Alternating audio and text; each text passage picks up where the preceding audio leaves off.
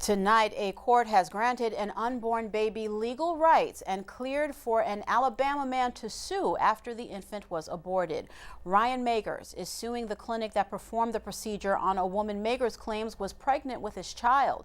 The judge who approved the lawsuit has called Magers the father of baby Roe. The clinic has until April 1st to respond to the court.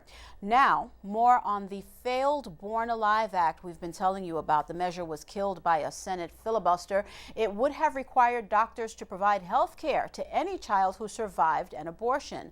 Melissa Ohden, a survivor of abortion herself and the founder of the Abortion Survivors Network, joins me now to talk more about this. Melissa, tell us your survival story.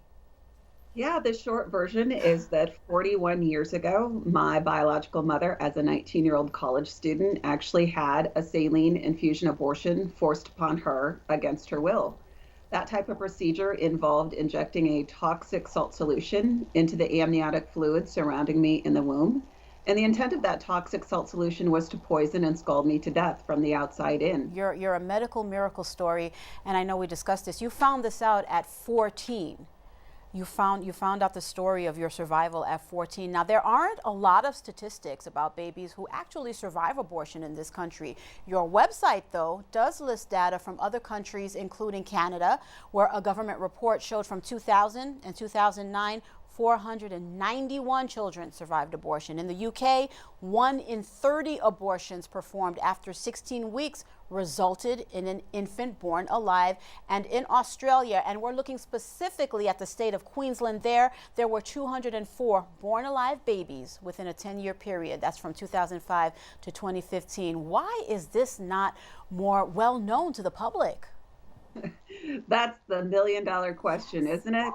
I mean, when I first found out my story of survival, I thought I was the only one. And then over time, of course, found strength finding out that there was one story and then another. But really, no one except us as survivors really did a lot of the digging, right, to say, how often does this happen? How many of us are there? And we need to share this with the world. Melissa, you survived. So could we then argue that there really are medical professionals who do save the lives of children who are abortion survivors? Why did we even need legislation?